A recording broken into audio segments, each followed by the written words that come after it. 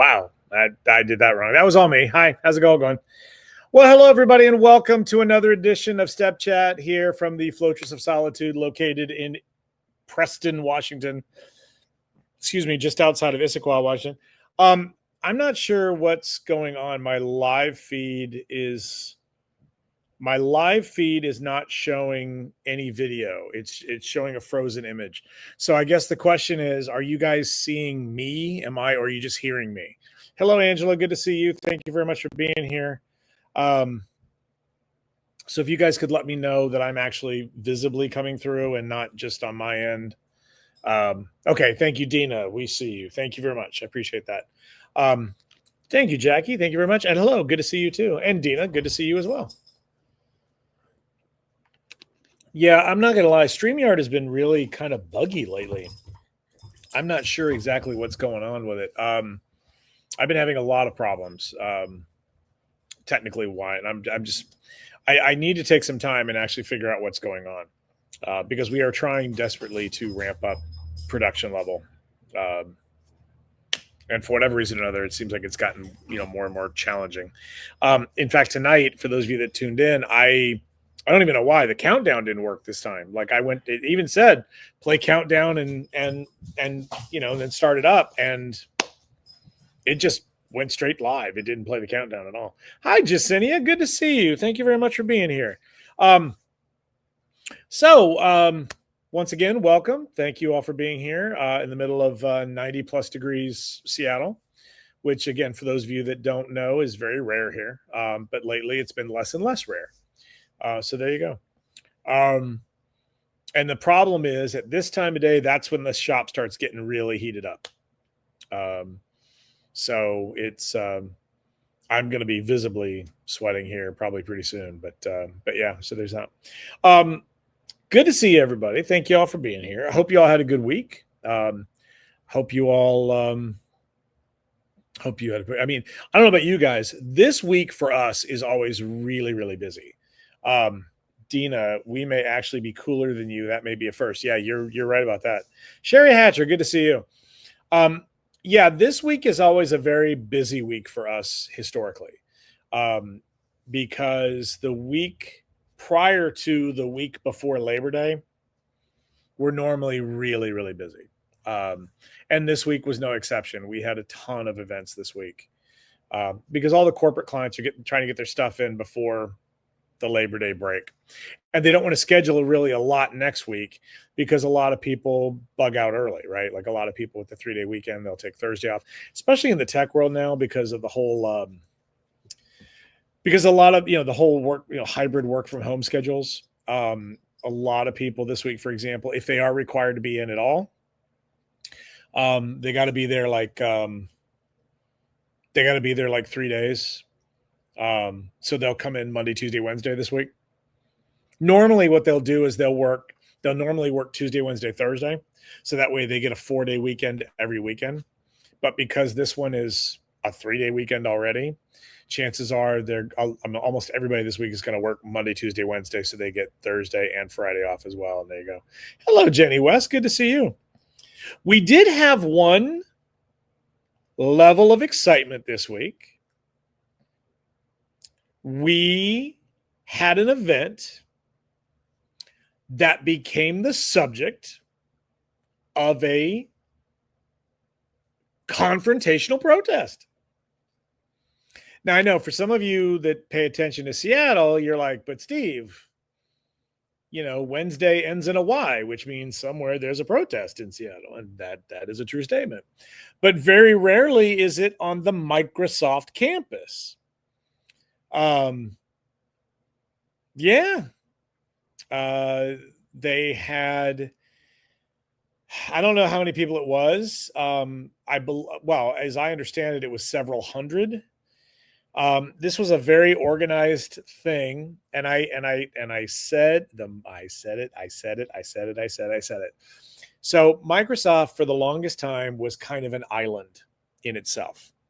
So for those of you, again, that don't know, the Microsoft campus has about 120 plus buildings on the campus. And they have entire sections dedicated to recreation and all kinds of stuff. They've got athletic fields. They've got a place called the Commons, which is just like in college, right? Like where you can go and hang out with people and play pool and play foosball and things like that. And there's vending and there's stores and everything. And there's a new place that was recently developed in the last couple of years called the Plaza, and it's a nice big open plaza space on the east side of campus. Well, just recently, the Sound Transit, which is the light rail system, connected Bellevue to Redmond, which is Redmond is the town in which Microsoft is in. And I said flat out, I said, the moment they connected that train system, they're going to start having random problems all over campus. And sure enough, within 2 days of that train station being open, homeless people started popping up on the Microsoft campus, which they had never been there before because you can't conveniently get there. And so literally they'd get off a train, they'd walk over the pedestrian bridge, and now they're camping out on campus. Now, to combat that, Microsoft now has an entire robotic police force. They have, if you've ever seen Hotel Transylvania, they look like Blobby from Hotel Transylvania, except they're plastic and but that's how they're shaped. They're shaped like a really fat bowling pin. And they kind of roll around, and obviously the camera, it's just, camera stuff. Anyway, so they've had this new problem now with just random people showing up on campus all the time who really aren't supposed to be there. Well, apparently a former Microsoft employee who knows all the ins and outs led this campaign or whatever. They literally, the vast majority of them came in over the light rail system, crossed the bridge, then established a barricade and blocked the bridge so that nobody from the west side of campus could get to the east side of campus, which also meant that they were blocking people getting off the train. Then, so we had done balloons for a marketplace event where they have outside vendors come in and selling their wares, and they do it once a month in the summer. And so right as this thing kicked off, like literally maybe an hour, not even an hour into it, like half an hour into it, they showed up. They all showed up with they had made fake badges. Not that that'll get you anywhere. You can't scan into buildings or anything, but they made it look like this was an employee revolution, right? Everybody was walking around with these fake badges clipped to them so that the news would pick up that, oh my God, they were all Microsoft employees protesting Microsoft. And then of course anyway, the moment this got to several hundred people, they started throwing up tents. They started everything. Like we're buckling in for the long haul. Well, then at that moment, they cancel the public event. And of course, they're doing everything they can. And thankfully, to their credit, the protesters didn't really interfere with the evacuation of the vendors. They thought it was a great celebration of their cause, right? By forcing these small businesses to get the hell out of there, right? That somehow is a victory. Then apparently they raided, so it was under all these pop-up tents because again, it was 90 something degrees on that day. Thank God their color scheme that day was honey yellow. That's all I got to say, because the heat would have fried everything, right? But then they start grabbing tables and they literally start building barricades to brace themselves in. So when the cops actually show up, they're literally fighting the cops like you can't. I mean, they're like literally like charging the cops with tables and shit. It was nuts. It was crazy. When we arrived, we were there at 2:30 to tear down. When we pulled up, as we were approaching the campus, I could see multiple cop cars in the road that we were about to turn on. And I looked at A to the L to the EXA and I'm like, oh hell, it's gone down.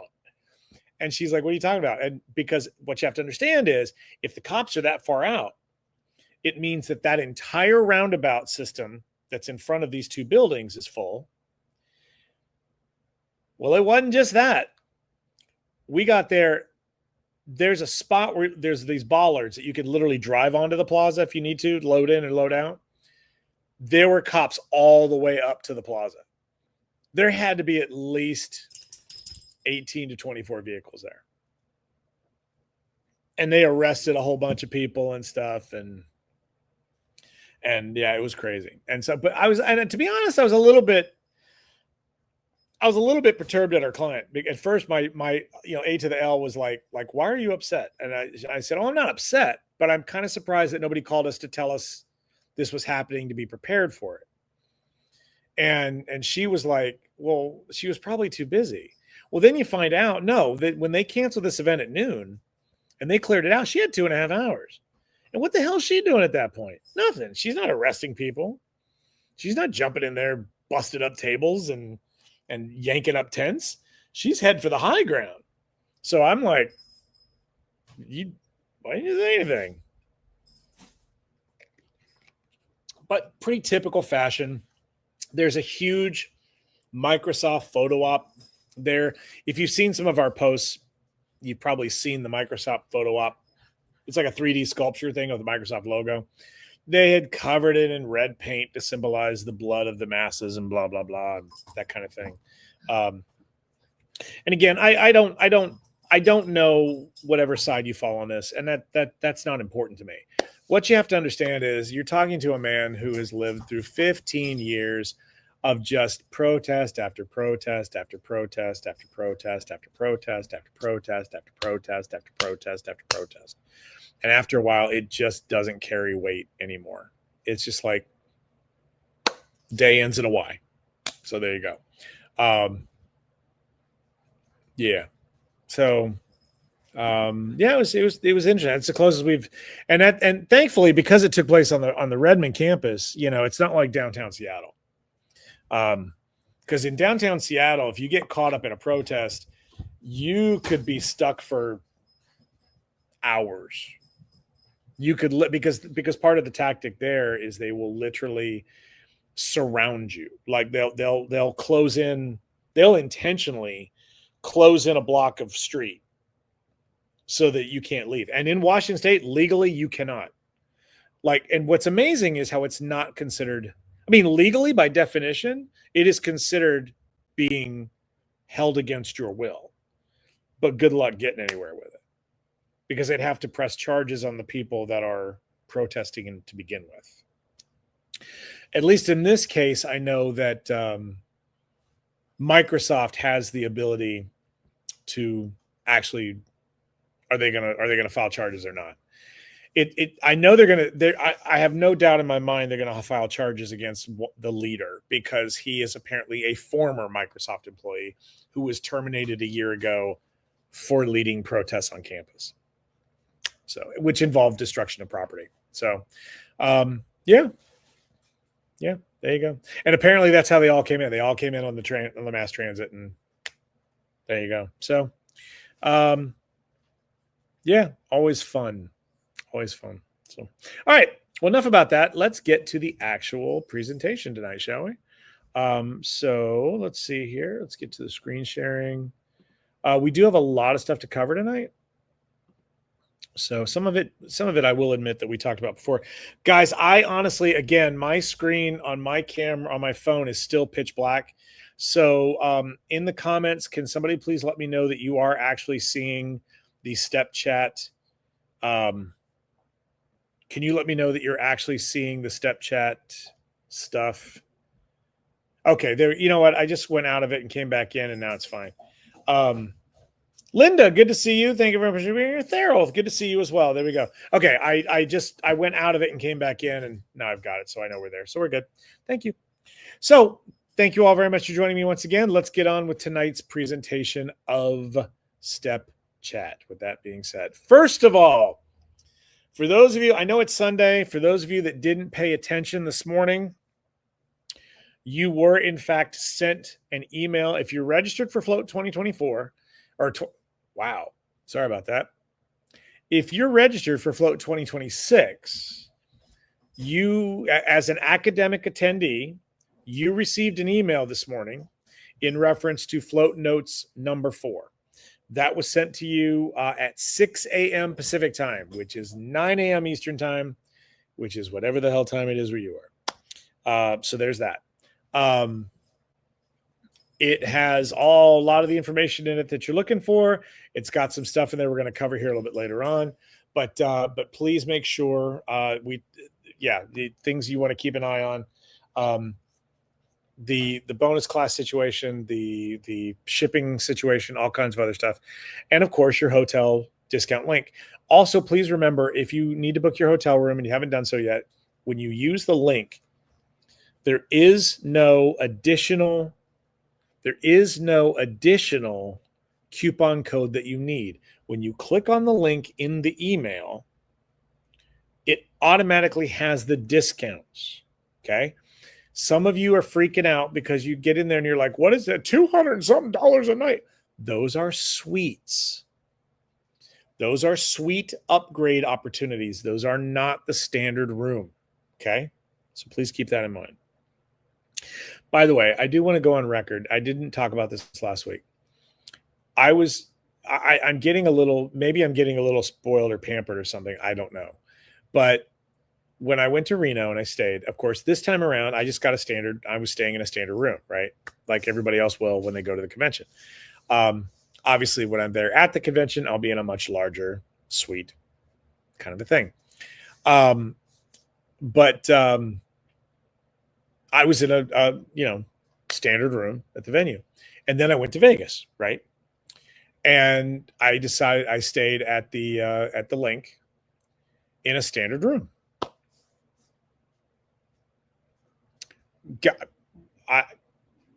Guys, you're going to be so happy with how the Reno rooms are. I not to be fair, the Link Hotel is the former Imperial Palace from many moons ago. But I mean, this room was dank. It was small. It was. I mean, this was half the room I had in Reno. So you guys are going to be very, very happy. Linda Hruska, are the suites discounted? Yes, they are. They're discounted in the Link. Okay, so they go for much more expensive than what's listed in the Link. So if you click on the link, but you don't get the float rate. There is a float rate for the suite, but it's not the standard room rate. Okay. Like I said, with taxes and everything, if I'm not mistaken, the standard rooms come to about $140 a night with taxes. The room rate I think is I forget what it is, but with taxes it comes to like $141. You're not going to get a suite for $141. That was my favorite personal moment, by the way. I was at Twist and Shout. And let's just say that a gentleman that I don't care for very much was bragging about how he had booked a suite for Twist and Shout and how everybody needs to come party in his suite. Till he got the bill. Not realizing that, you don't get the dirt cheap discount room rate for a suite. And to watch him sobbing and crying, like, metaphorically, at the desk, like begging them, first of all, to get him out of the suite, and then to somehow honor the price of the discount.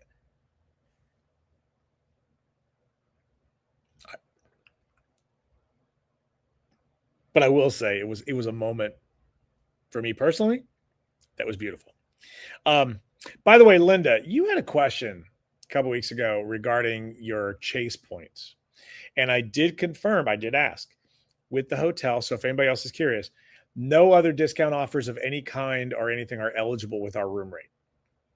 So in other words, and I guess the reason for this is because when Chase Bank, so if you're using Chase points to book a room at a hotel, what's happening is Chase is getting a discounted rate off of the standard rate to pay for those rooms. They're not just free. Chase Bank has to pay for those rooms. Well, the problem is you cannot use your Chase points to pay for the discounted rooms for float. Now, what you can do is use your Chase points to book standard hotel room rates.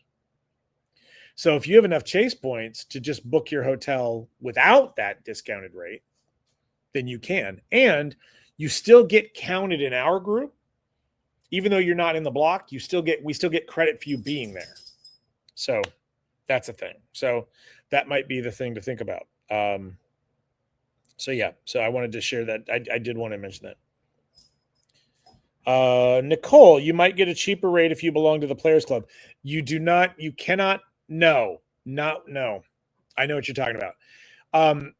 Again, they don't compound discounts on top of discounts.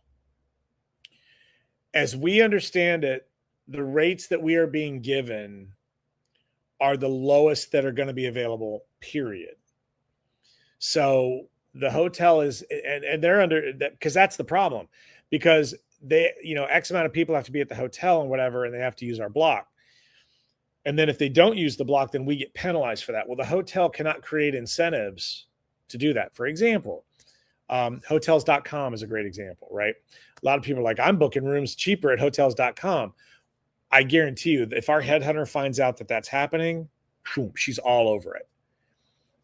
Because that in that point there kills, it causes a problem for us. It counts against us is what it does. So there's that. Linda, that might be the way to go. That might be just to book a standard reservation with the hotel and use your Chase points. And that could possibly work for you.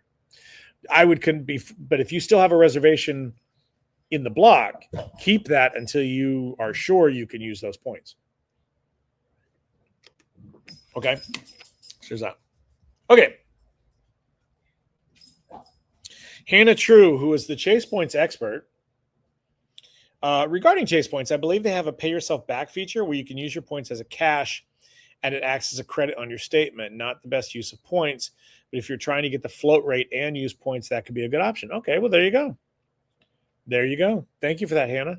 Sandy Presley, good to see you. One of our fabulous crew members coming to float. Good to see you. Wow, we're still on the first slide. There we go. We got a lot of slides to go through tonight. Now, if you are one of our sponsors, I've been getting hounded by sponsors. Hey, what's going on? What's going on? And I apologize. I had every intention of getting a sponsor email out last week, but unfortunately, because we were clearly I didn't get the delegate one out till today. But the good news is at some point on Tuesday, I will have time to get to the sponsor email. Please note, there is no time listed. Normally it's a 6 a.m. thing. That I can't guarantee that I'm going to get it all done tomorrow, because tomorrow we've got jobs at 5 a.m., 9 a.m., and 4 p.m. And the 4 p.m. job, I ain't done yet.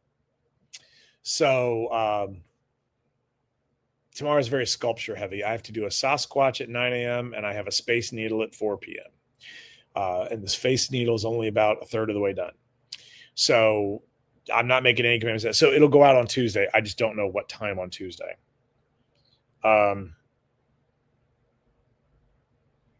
Nicole, if we are members, can we book that way, or would you rather us book through Float? Honestly, I would rather you book it through Float, but I honestly don't believe it matters. If you are a member, so I'm assuming you must reside in Reno. Is that Reno and Sparks kind of a thing? If that's the case, well, technically speaking, if you reside in Reno, you don't have to stay there anyway, unless you're in the foundation, unless you're taking the float training, the foundational training, then you do unfortunately have to stay at the hotel. But let's see here. Would you rather? But I don't think it matters, to be honest. I don't know that it matters. But this is a great question. I live on the California side. Okay. Okay, got it. So you're in Northern California and you travel there often enough to enjoy yourself at the resort. That makes sense. Okay. Because for those of you that don't know, Northern California, as I understand it, is only I think it's only 45 minutes. Like the border is 45 minutes. And I think like some of the spots are just a couple hours away driving. So there's that. Nicole's 3 hours away. There you go. Okay. So, yeah, you know what, Nicole? That is a great question. Let me get back with you on that one. The biggest problem is the person on my team that is an expert on this subject is currently in Uruguay on vacation in Uruguay. Son of a bitch. Sorry. Now I know what he's been getting into. Forgive me, folks. We're going to go on a little journey because somebody, yep. Sorry.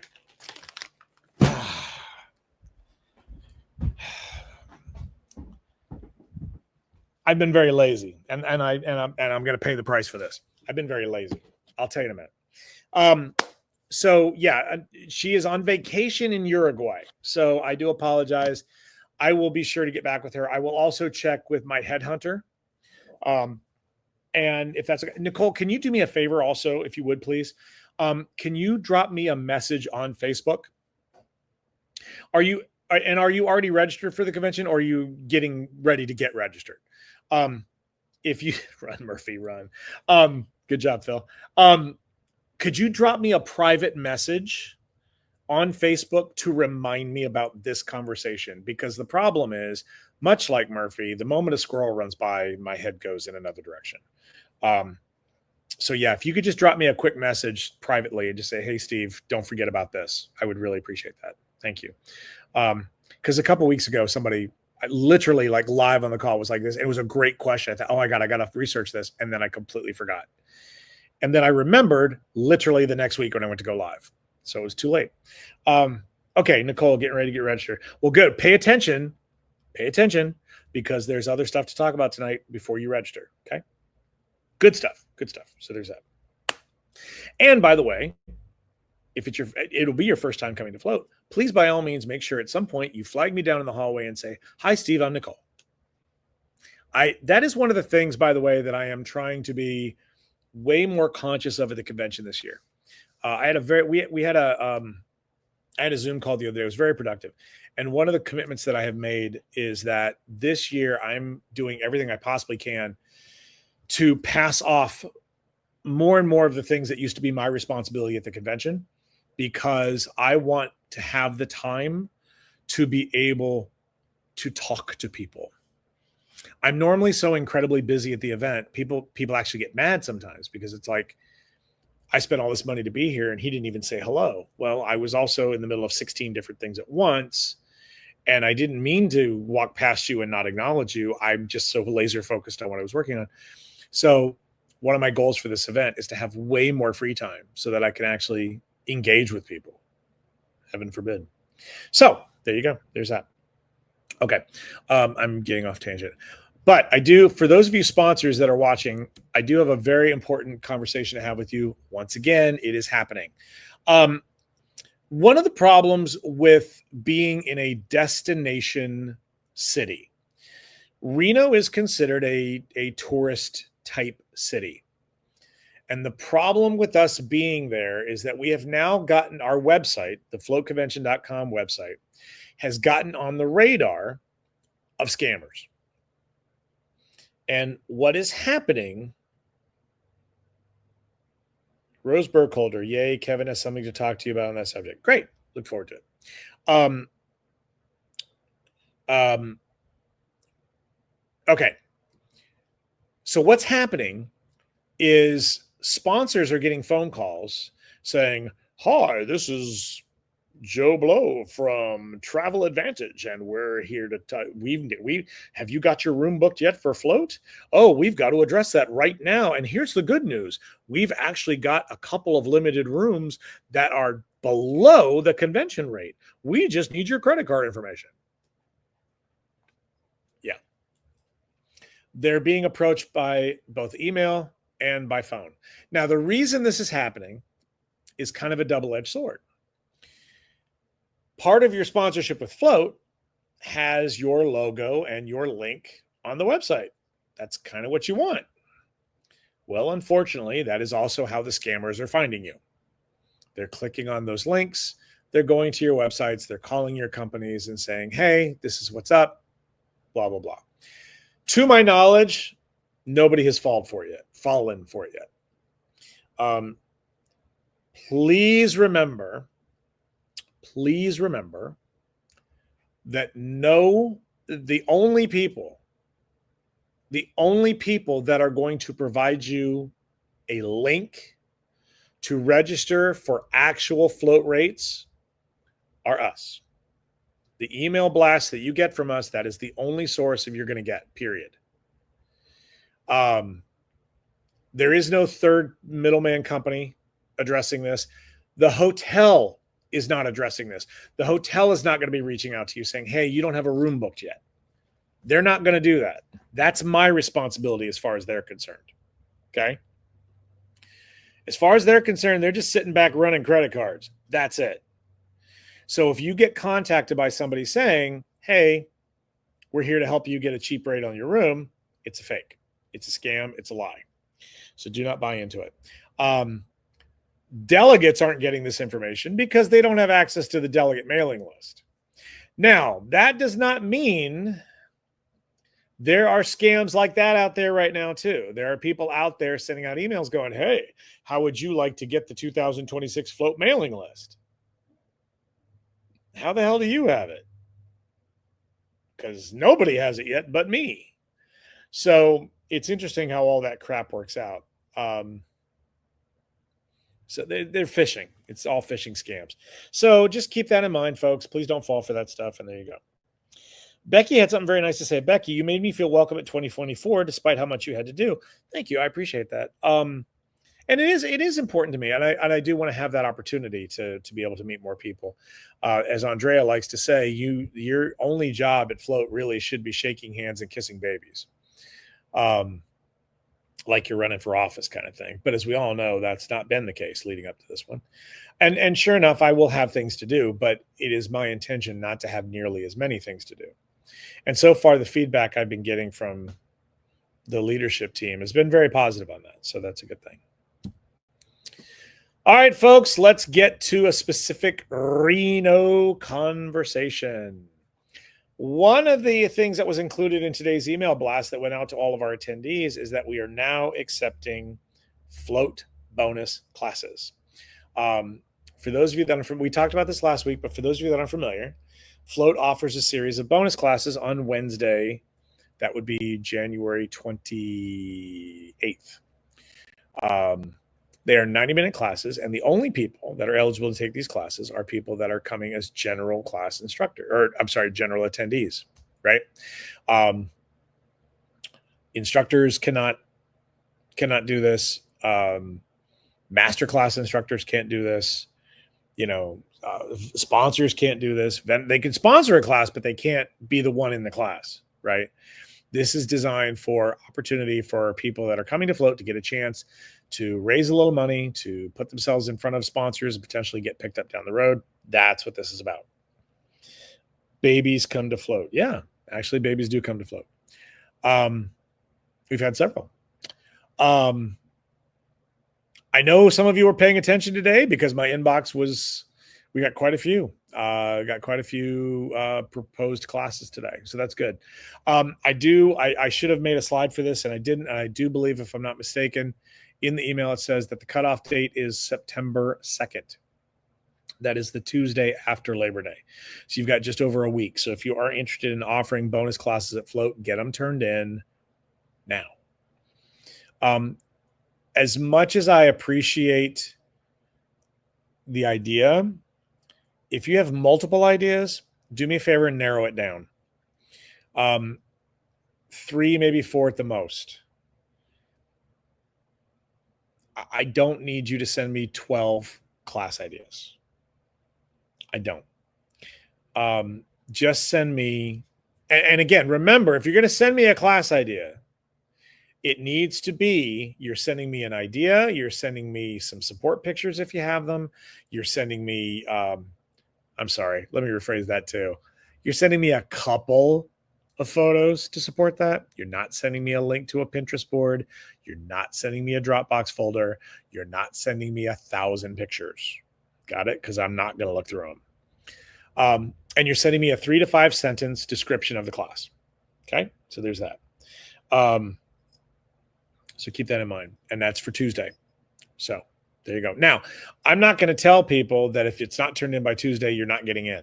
Because remember, we have as many as 14 spots available to teach over the course of two blocks of set. We have 7 classes in one block. We got 7 classes in another block. So I can have as many as 14 classes.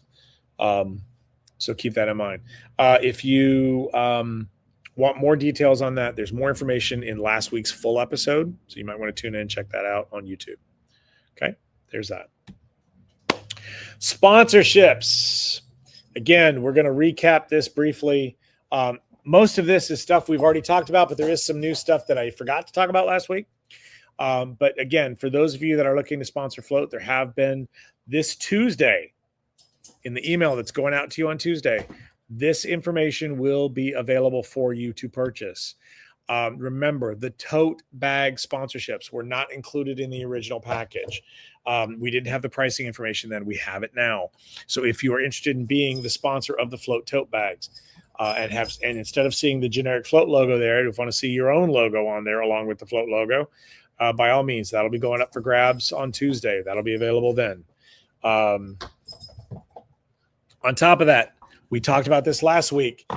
If you want to actually sponsor a 10-foot by 12-foot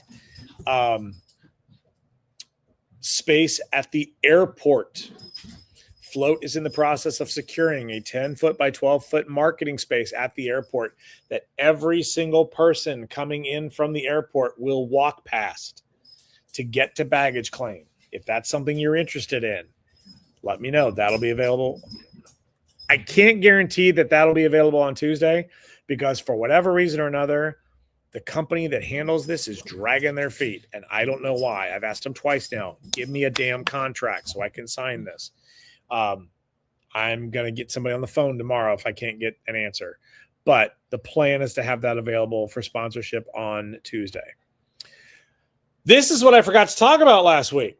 So when I was in Reno, it turns out, so we originally offered up photo op sponsorships, and they were the first things gone, like collectively, like things we had more than one of. We had 5 of them. Boom, gone. They were gone within the first hour. All 5 of them were gone.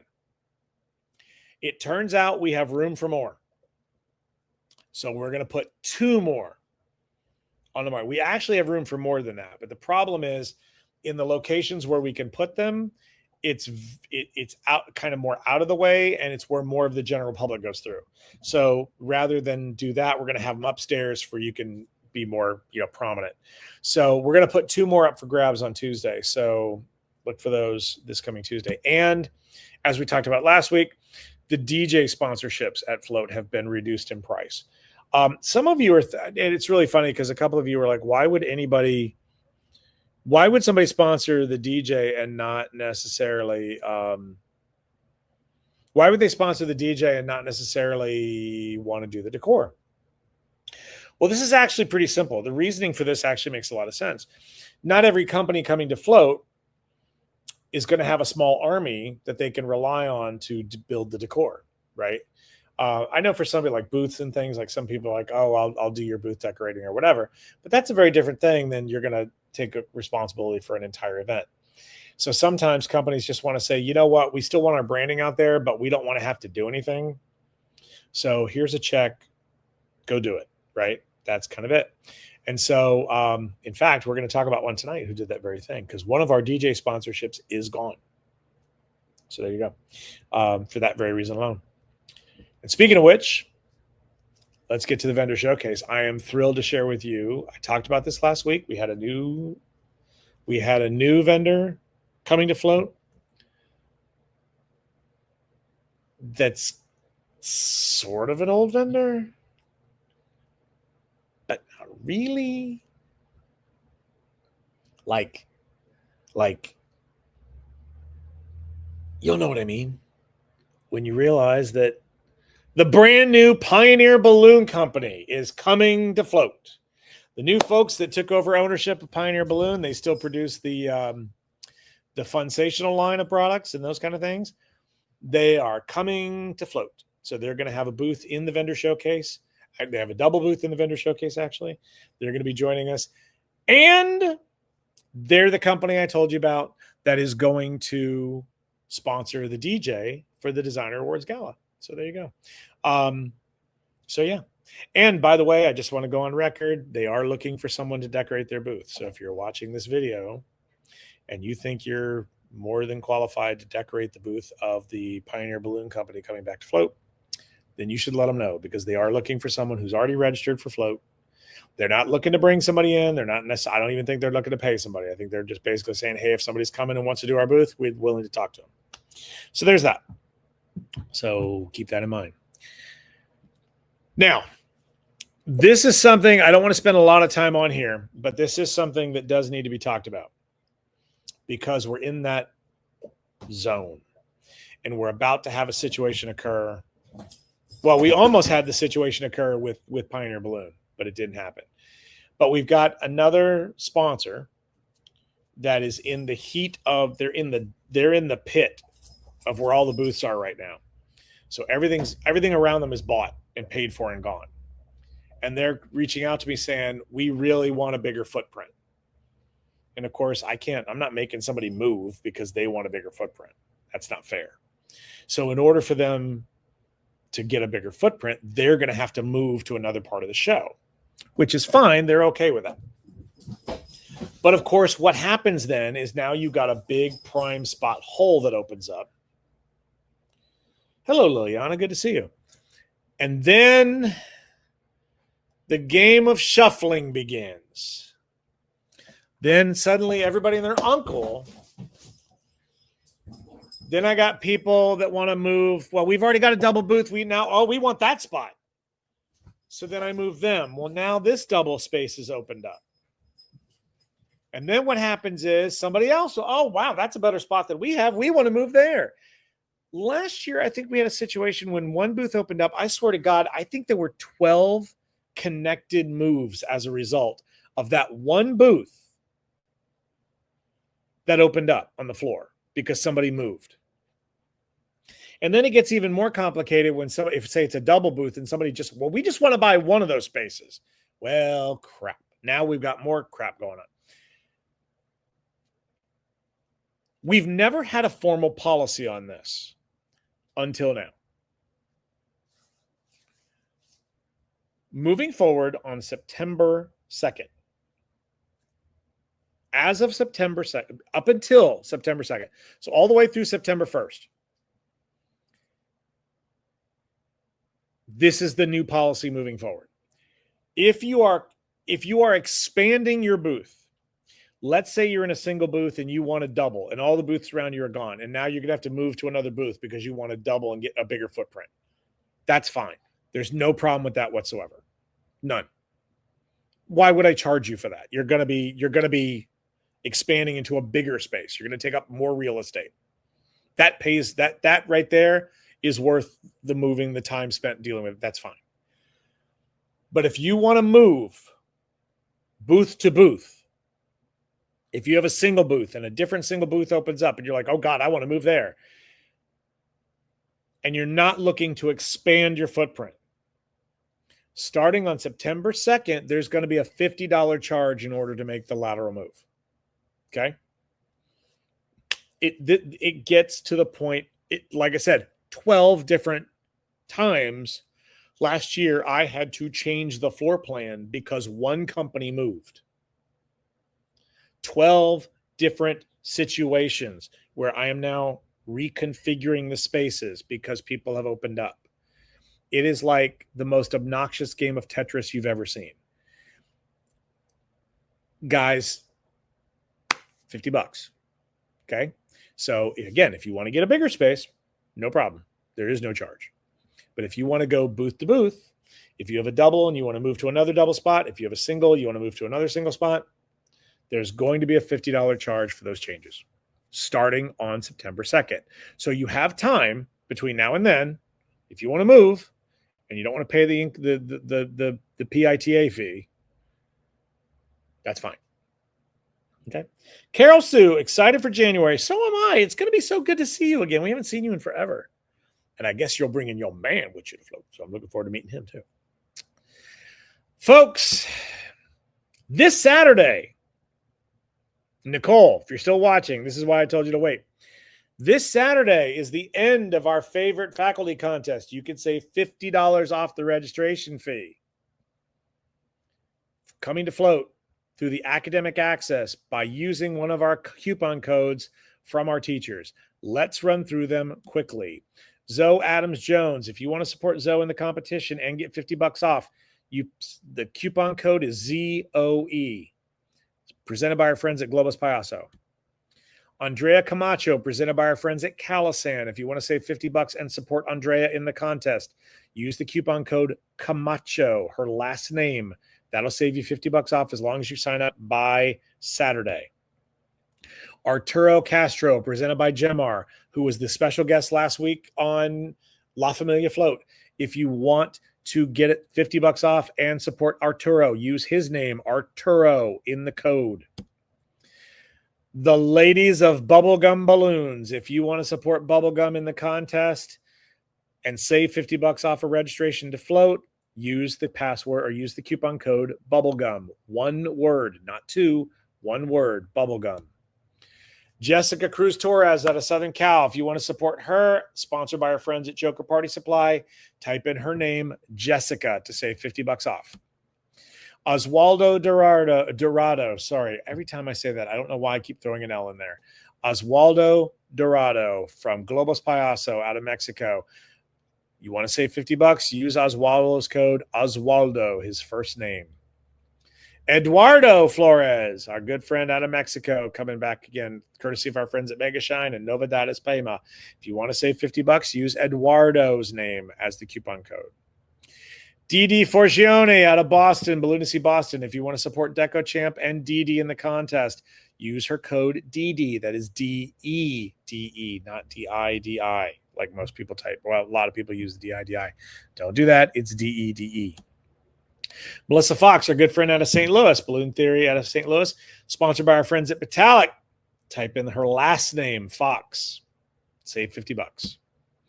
Brian Getz, our good friend out of Indiana from Bandsy Balloons. If you want to support him in the contest and our friends at Metallic, then use his last name, Getz, G-E-T-Z, Zulu, G-E-T-Z.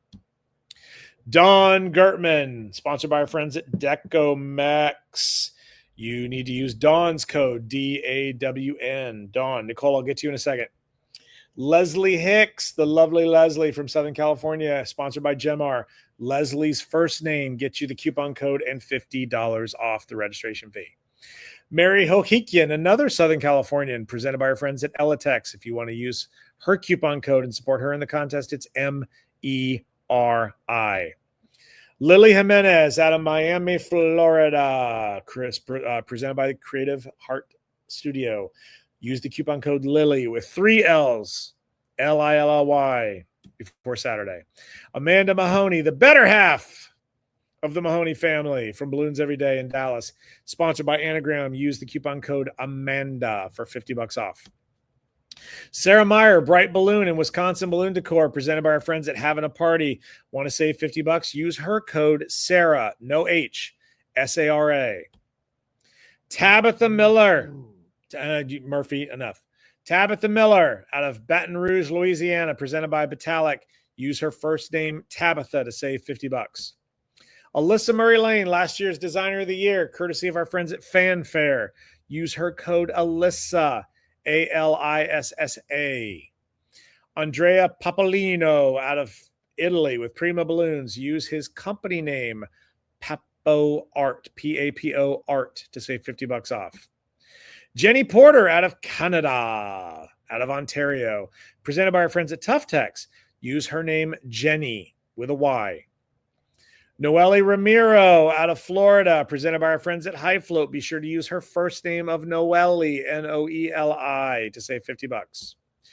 Ariel Rush and Ray Walsh, because we got 2 first names and 2 last names, we're using the sponsor code AAB, presented by our friends at All American Balloons. Save $50. Jill Shortreed, the academic director at Anagram Balloons. Use Jill's first name, Jill, to save $50. Brianna Silvio out of Massachusetts. Use Brianna's first name, Briana, presented by our friends at Rainbow Balloons, and save $50 off your registration. Nikki Scrobot and Thomas Dorsher out of Rockin' Robot Party, because they got 2 first names and 2 last names. Sponsored by our friends at Tough Text. We're using their company name of Robot, ROBOT. Use Robot, save $50 off. Murphy, we are not going home yet. Stop. Alexander Salamatin out of Russia, presented by our friends at Gemar. Use the coupon code Alexander to save $50 off. And bringing up the rear, but certainly not least, Jesus Tejada out of Los Angeles, California, presented by our friends at Cool Party Balloons. Use his first name, Jesus, to save $50 off. And remember, Nicole, yes, you must register by Saturday for the discount. So no, you don't. You can do it tonight. You just pick whatever teacher you want to support and go for there. Please remember, it's only good for the academic price, which is $6.95. You cannot apply it towards the foundational price. You can't apply it towards a jam pass. Can't apply it towards a weekend pass. All 3 of those are already discounted. And since I know you're not international, because the international rate would be the same thing. So if you're coming from jolly old England, you would not be able to use it there either. We actually had to go in and have the folks at planetreg.com set up the coupon codes, because I actually can't list them that way. The way it works for me is I can make the coupon codes, but it applies to every form of registration. I had to go in and have them do it. And they said, yeah, we can make it just for one. And so I'm like, yay. So there's that. So you could try, but it ain't going to work. So there you go. So yes, if you'd like to save $50, pick your favorite instructor, whoever you want to support in the contest, and go from there. So there you go. Okay, I do want to remind everybody once again, I'm going to reiterate something and then I'm going to add on to it. Okay, last week we talked about shipping stuff to float. Let me catch my breath.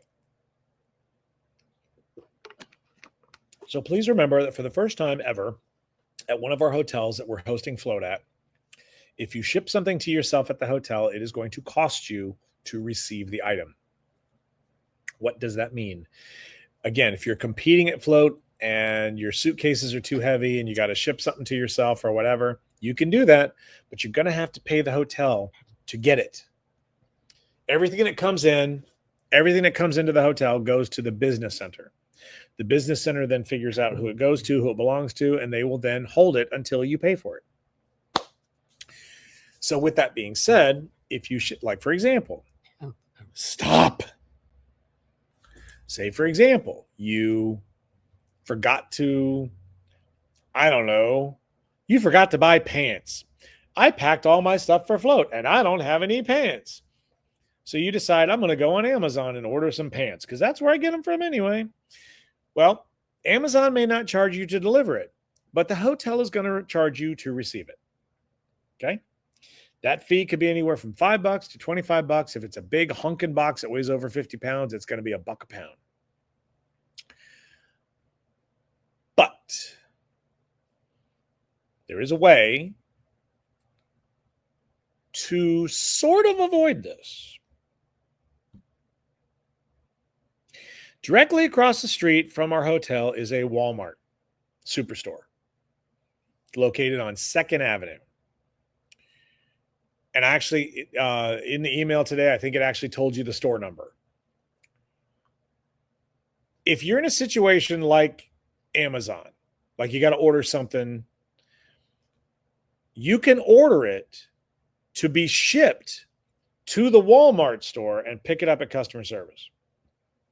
And the store itself is open from 6 a.m. to 11 p.m. every day. No, it's not as convenient as having delivered to the hotel, but you're not going to pay a fee to go buy it or to go pick it up either. So if you want to order something and have it delivered, that's your option to avoid receiving charges. Nicole, unfortunately, there is not an Amazon locker closer than Walmart. We did the research on this. There are Amazon lockers, but in order to get to them, you're probably going to have to drive or Uber to get to them. So if you want something that is within walking distance, Walmart is the option. See, if you're driving in, then you have that luxury. You can do that, and that's something too that you can coordinate. Um, but unfortunately, the average person coming to Reno is flying in, so they don't necessarily have that. And by the time, if you pay an Uber to pick you up, take you to the Amazon box, and come back, you might as well have paid for the damn thing to be delivered to the hotel, right? So there's that. So, because that was our original thought. The original thought was, well, where's the closest Amazon locker? And of course, we thought, oh, there's got to be one at Walmart. Well, no, dummy. Walmart's like Amazon's biggest competitor. No, there isn't going to be an Amazon locker at Walmart. So, but Walmart, you could just ship it there. Or you could make a purchase from Walmart.com and have it shipped there, and there you go. See, we are trying to find solutions for everybody as best we can.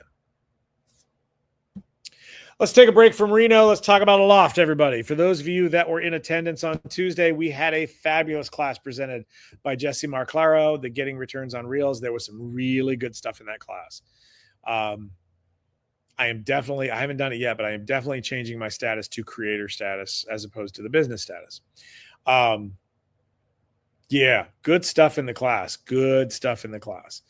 For those of you that missed it, no big deal. If you're a member of Aloft, it'll be available very soon because this coming week, before the holiday weekend, we're actually a lot slower this week once I get through tomorrow. So with that being said, by all means, I will do my best to get it edited and uploaded onto the system before then. So yay. We want to thank Jesse for that. Sorry, not Josie, Jesse. We want to thank Jesse for teaching the class for us. Thank you very much. It was wonderful. And for those of you that are wondering, I honestly don't know what's up with the delay on Dawn's class. Dawn's virtual class from 2 weeks before Jesse's has been submitted to the guys, and I'm just waiting for it to get uploaded. So I don't know, not sure exactly what the snag is, but it's coming. So Dawn's class will be available as well. Dawn gave a fabulous class on adding florals to designs and decor. We're excited to see that coming too. Now, for those of you that were on the live at the end of the class on Tuesday, you already know this. But for those of you that were not, we are thrilled to share with you that we have our September instructor lined up and ready to go.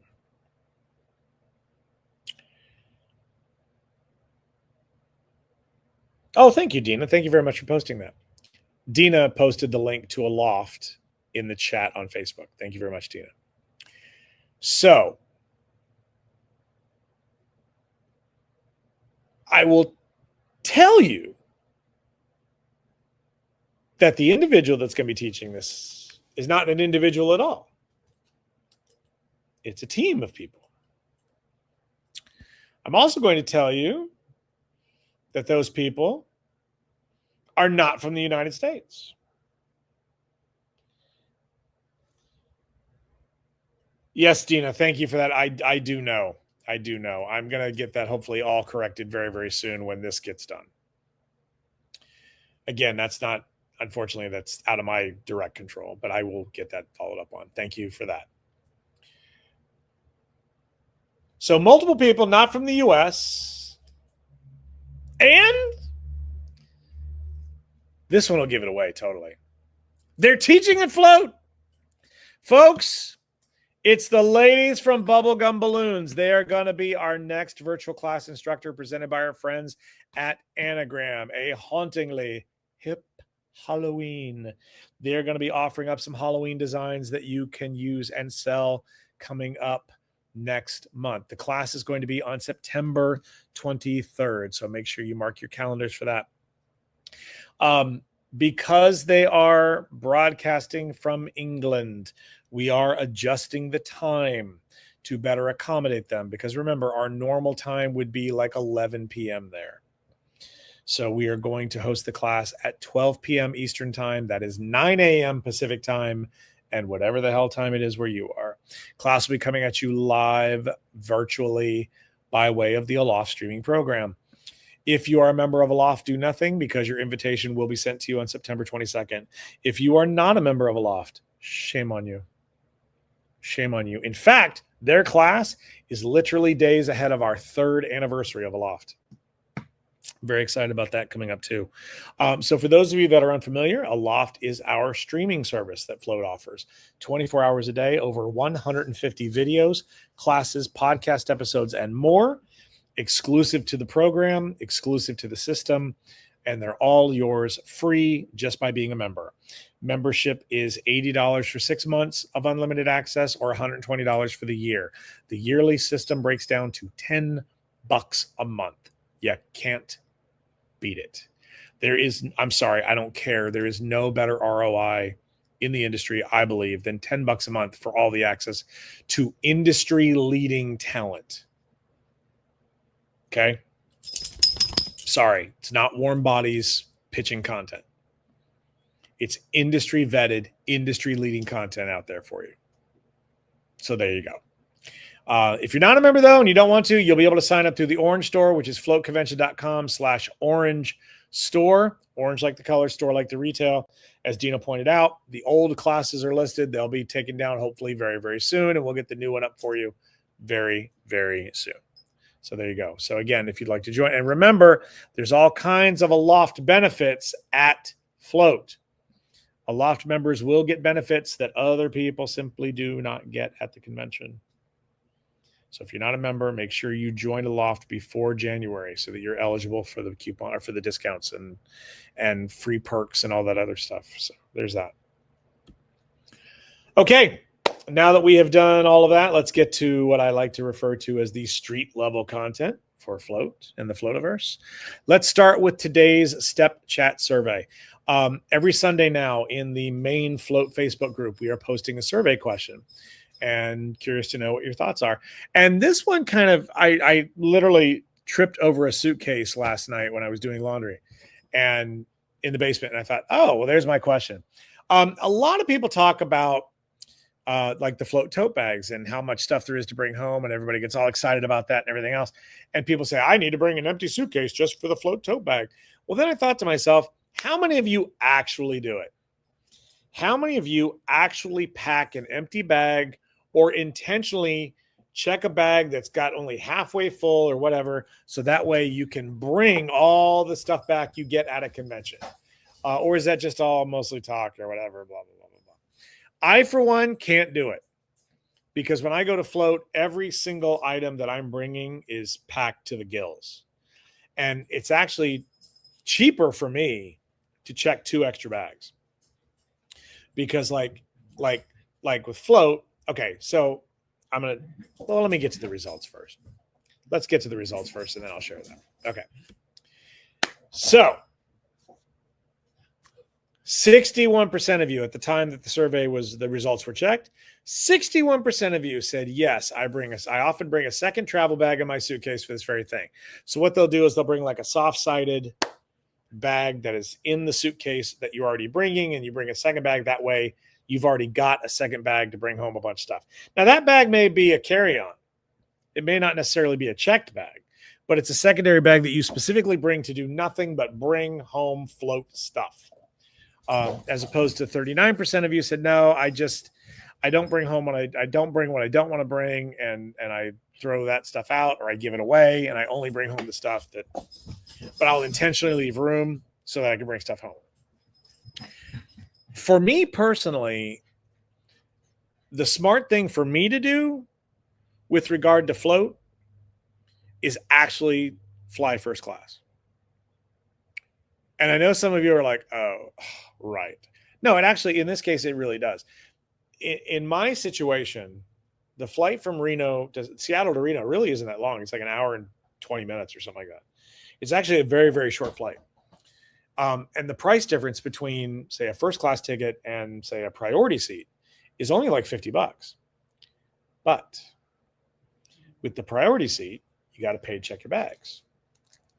As opposed to first class, you get free, the 2 check bags free going to and from Reno.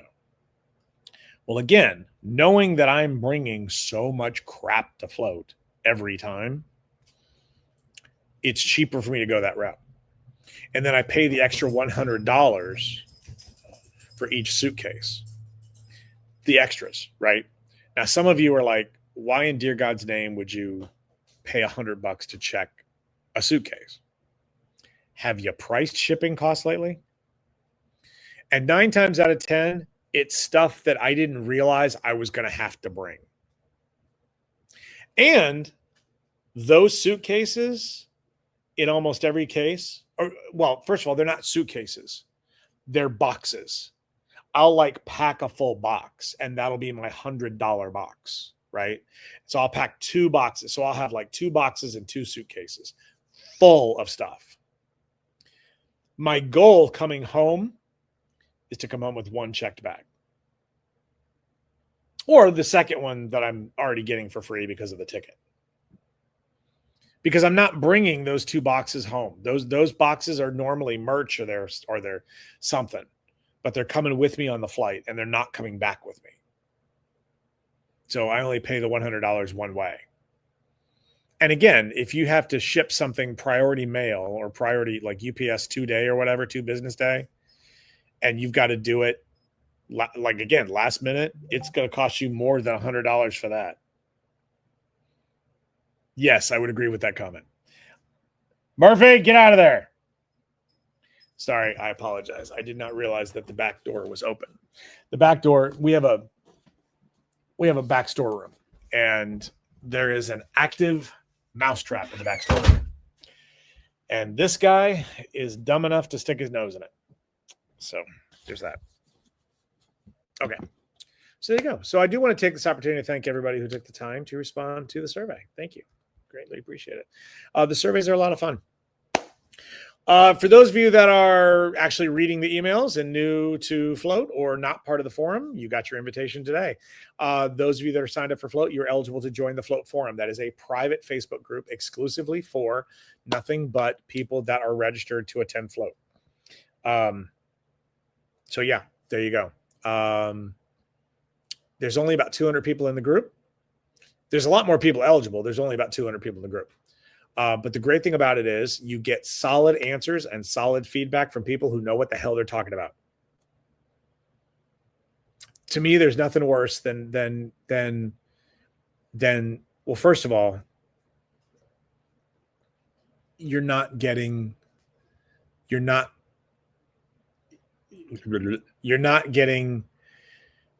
where's the cheapest place to buy balloons? I'm having an under the sea theme. What should I do? I don't understand why my balloon garland blew over in the wind. You're not getting those questions. You're not getting nearly as many questions either, because there's not as much engagement in the group because most people there are smart enough to not ask those questions. We do have daily engagement. Like every Monday through Friday, I post, we have theme days and everything else. And for the first time in the history of the forum, I forgot to post one on Tuesday or forgot to line somebody else up to do one. So I did a weird Saturday one. And it was weird. It was intended just for fun. It was intended as a silly thing. It was Saturday scenario. Like it was silly. It was silly. You're doing balloon decor at a bank and robbers jump in to rob the bank. What do you do?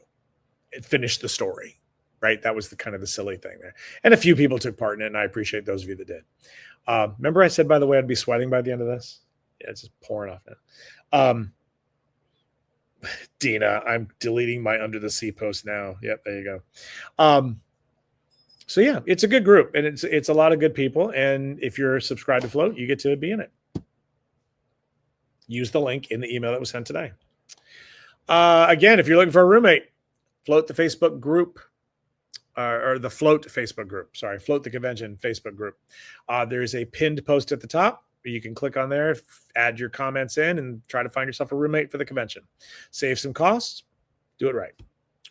Don't forget that Float is on YouTube at youtube.com/@thefloativerse. We ask you to like our videos there. Please subscribe to the channel to help us with engagement. Share our posts with whoever you think might be interested in them. We would really appreciate that. Also, I want to remind everybody about this week's schedule. As you know, we're doing the live show right now here on Facebook. Tomorrow, the full episode 278, will be uploaded to the YouTube channel. And then on Tuesday, the summary episode will be uploaded. So if you had to leave for any reason, or you just get sick of listening to me for an hour to an hour and a half, we often break these down into 20-minute segments, so to speak, where it's basically a highlight reel. You can turn in that way and watch and find out what's going on and just get basically the bullet points. That's available to you on the YouTube channel. Don't forget, if you want to drop a couple pounds before the convention, join the Fit for Float Facebook group that is conducted by our good friend Lisa McIntyre. She's hosting that, and she's got weigh-in Wednesdays and some other stuff. And if you haven't gotten enough of Lisa, dear God, join her this coming Tuesday for Kicking Back with Lisa Mack. That show will be broadcast right here on this page, starting at 5 p.m. Pacific time, 8 p.m. Eastern time, and whatever the hell time it is where you are. It's a virtual happy hour that Lisa hosts every Tuesday, and you can join her and make some new friends. If you don't know a lot of people and you want to get to know some people before the convention, this is a great way to do it. Everybody is welcome on the call. The link for the live call will be posted in the Float Facebook group, streamed live on the Float Facebook page, because Facebook hates third-party apps. So there's that. The first hour is broadcast live on the page, and then after that, it goes into after party mode where people get real. So there you go. By all means, please join us. That'll be this coming Tuesday, 5 p.m. Pacific time, 8 p.m. Eastern time on the Float Facebook page. And with that, that will do it for tonight's slideshow episode of Step Chat. So there we go. Stop sharing, and there I am. So there we go. Jackie, she had a comment earlier that I didn't get a chance to get back to. By flying business class, I get an extra suitcase instead of a 40-pound limit, which is a 50-pound limit. Yeah, it's interesting how a lot of the internationals, here we have the 50-pound limit as well here in the U.S., and I'm sure that's why, because Canada. I know when I flew in Australia, you actually had a carry-on limit too. They actually weighed your carry-on bags. Yeah, I got really screwed over in Australia, like really screwed over. To be fair, my sponsors there didn't know it. They didn't realize it. What they did, as an international traveler, you're exempt from a lot of those weight fees because you're an international traveler. You have to bring a lot of stuff with you. The mistake that was made, so I was teaching in Perth, which is Western Australia. Then I was going to teach in Adelaide, which is in central, near the bottom, central southern Australia. And then I was teaching in Sydney.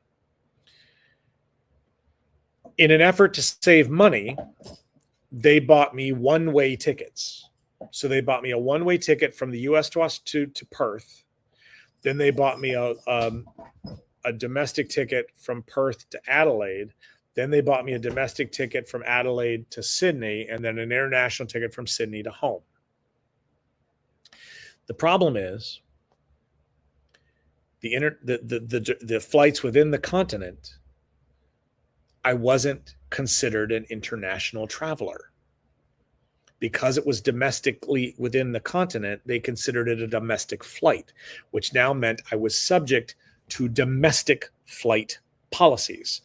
I paid $270 US, by the way, for overage fees because I was traveling within the country.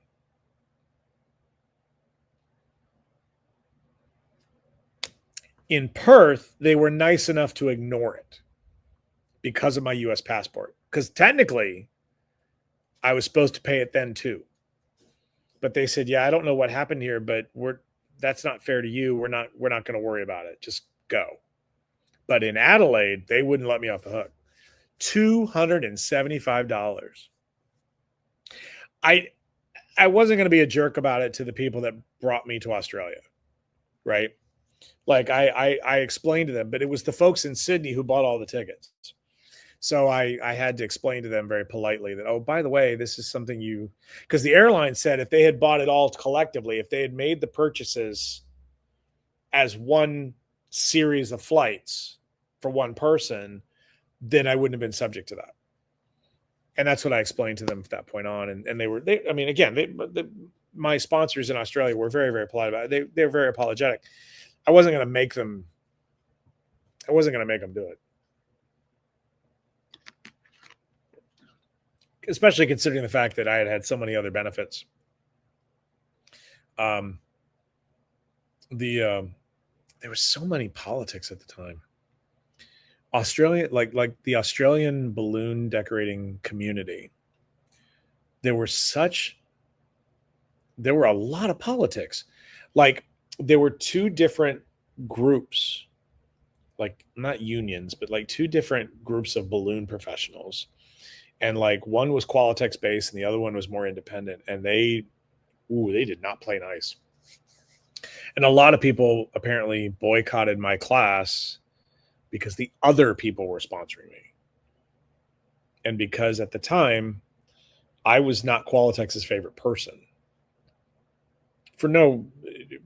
Because I wasn't loyal, right? I'm the kind of person that when I teach, and anybody that's been to my classes, because of Float, I can't commit myself to one sponsor. I just can't do it.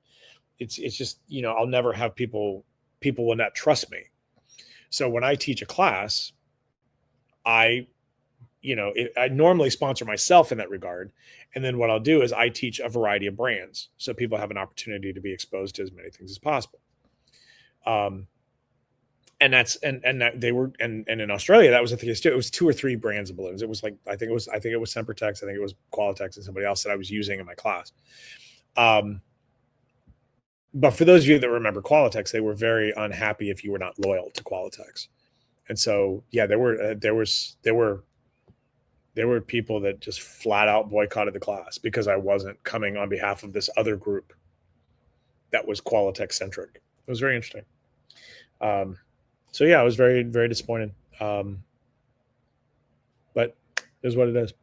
I did forget to bring something up earlier. I didn't really forget it. I just haven't gotten around to it yet.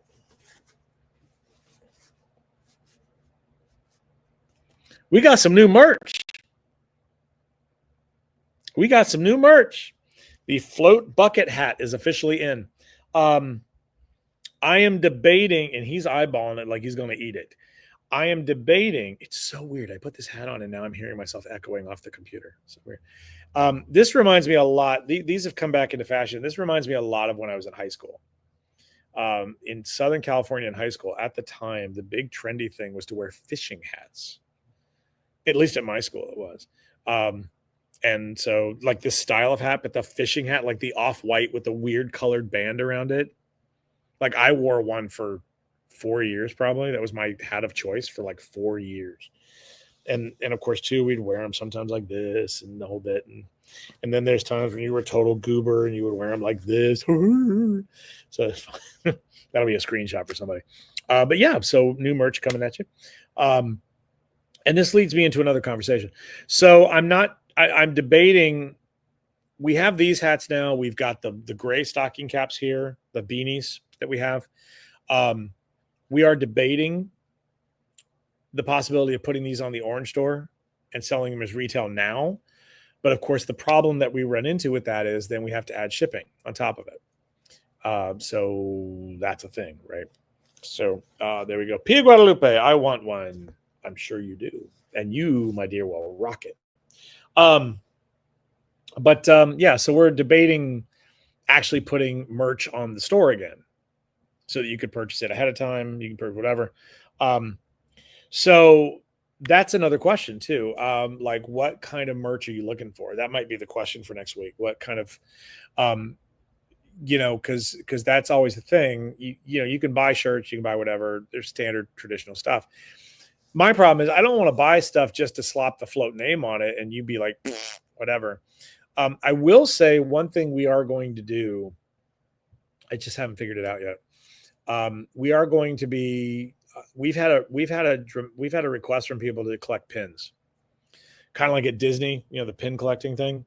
So we're thinking about actually creating a starter set, like a 5 float pin starter set, and then every convention there'll be, 1 to 3 new pins that come into the mix. Not sure. Haven't decided yet. That screenshot is your new photo in my contacts. Yep, I knew it. Somebody was going to do it. Way to go, bestie. Thank you. Um, yeah, so there you go. There's a lot of things we want to do. Just not sure, So we're looking to find out from you, like what kind of merch you'd actually like to have. I saw that earlier today. Oh God, I'm blanking on the name. Blanking. Christine. She got her float mug at Fulcrum, and apparently she lost it to, like, it literally shattered today or yesterday or whatever. We will have more of those mugs at Float. Stickers, yeah, it is weird how stickers is a thing now, isn't it? But yeah, so that's a thing. That's a good point, Sandy. Thank you very much for bringing that up. And the great thing about stickers is you can create a set, and you can sell the set. The Pops cards are obviously going to be, and this year, the Float store is actually, the Orange store at Float is actually going to be the one selling Pops cards. Jeremy is not getting a booth this year. He doesn't want a booth. Instead, they're gonna, because it's basically a thing. By the time he has the booth, by the time he does all the shipping and all the everything else, they don't make enough money selling them to justify it. But he said we can work it out with our stuff that we can sell them on behalf of ourselves. So that's fine. And this year, the Orange store at Float, Sandy, if you're listening, this is for you too. This year, the Orange store is going to tie into the raffle drawing. In that, for every $10 you spend on merch, you're going to get a free raffle ticket in the raffle drawing. And then for every pack of Pops cards you buy, those are only $5 a piece. For every pack, you get a raffle ticket. And then, of course, you could buy raffle tickets. So there's that. So yeah, very excited about that. Speaking of which, we're having a conversation about the Tuesday in the vendor showcase also, because as you know, the vendor showcase on Tuesday is only like 3 hours long, and a lot of our vendors complain about the fact that it's really, really slow. And so in an effort to bring attention to the vendor showcase, we brought in the raffle drawing. So we do the live drawings of the raffles there in the vendor showcase. But then the vendors are upset. They're like, well, they're not here for us. They're here for the raffle, and that's it. And while it is true that I believe that the vendors do hold some responsibility in that, it's like, well, look, then you need to find a way to incentivize them to come to your booth on Tuesday. At the same time, I am aware that Float needs to find a way to do it too. We need to find, so we're actively working on trying to find a creative way to bring people into the vendor showcase without doing stuff like I, for one, I despise with a passion. I despise the punch card, the bingo card, the whatever thing where, like, go around to these vendors and get your ticket punched by the vendor, and then you get entered in for a prize. There is nothing worse than being in a booth, or I think there's nothing worse than being in a booth and somebody is standing there and you know damn well they don't care a thing about what you're offering. They just want you to punch their card, and the moment you do, they're leaving. There's nothing worse than that. And I recently went through that at a event mixer. Like, I was a vendor at a mixer where they, like, all of our sponsors, you have a punch card, and these people, you could just see it in their faces. They were like, yeah, oh, that's great. Oh, I have this. Like, thank you. And then they turn to the next person standing next to them, and they just completely disregard you at that point. I hate that hate it with a passion. So yeah, that's a thing. So, there we go. So yeah. So if anybody's got any questions, I got a couple minutes before we got to bug out of here. Somebody is really getting upset that we haven't left yet. Come here. And now he's going away. Maybe some photo ops by the vendors. That is a possibility. That is certainly a possibility to look into. Thank you for that, Nicole. Hi, Murph. This is Murphy. For those of you that haven't had the chance to meet Murphy, this is Murphy. Murphy is sucking up to me right now because he really wants to go home. Right? He's like, dude, we should have been home by now. And he's right. I still have to pack the van, though. We have a 5 a.m. install tomorrow that he's going with me to the Microsoft campus. I got to replace topiary balls on stands. So fun. You look like you need a bath. You don't smell like it, but you look like it. You're getting that tint to you. He's so weird. It's like, oh, that, right? You know what I'm saying? Okay. I'm not seeing any questions yet, so we'll go from there. Oh, one more thing that I do want to throw at you really quickly. I mentioned it in the email blast that went out today. If you were reading it, if you got it, right, to be fair, flotation passes. There is going to be, Sherry, I'll get to that in 1 second.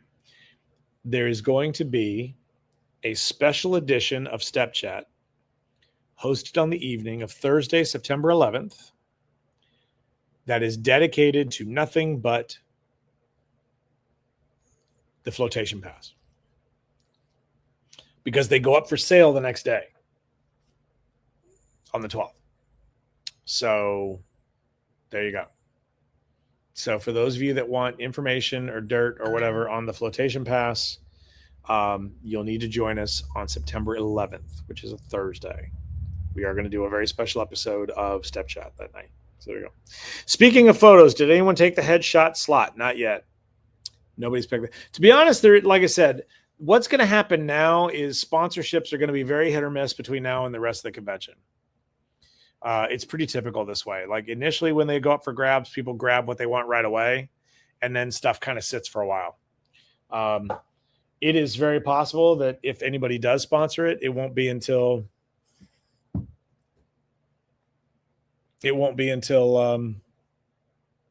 right before. We just don't know. But I will say that the headshot situation will be something we have to make a decision on much sooner than that, because Mike requires X amount of payment up front. Well, he's already gotten some of it, but whatever we are going to do, we have to be done and pay him.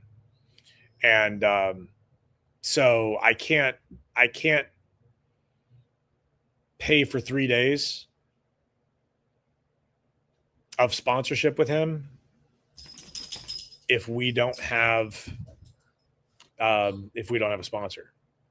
So right now we're committed to 1 day of the headshot. So he is coming for 1 day. But again, it might not be until 2 weeks before float whether or not we know how the headshots are going to incorporate in. The plan is again, we'll go over this more later. So there's that. We don't need to talk about it all night, but that's another thing. But like I said, it's either going to be, we'll go over it another time. So there we go. So, any other questions? Anybody else? It does not look like it. So with that being said, folks, thank you all very much for being here once again. I really appreciate the fact that you'll sit with me for 90 minutes on a Sunday night. I do apologize that we went long tonight, but we had a lot of stuff to get through. Don't forget, there will not be another Step Chat episode between now and the deadline for the discounts, for the teacher sponsorship discounts. So, or the favorite faculty contest. So make sure you take advantage of that and get signed up by Saturday. It's not Sunday. It's not the last day of the month. It's August 30th, not August 31st. Okay. It's August 30th. The deadline is this Saturday. So for those of you that are already registered for float, you got nothing to worry about. But for those of you not registered, like Nicole, you have until Saturday to get it done. No excuses after that. Full price after that. Okay. Thank you all very much. See y'all later. Have a great week.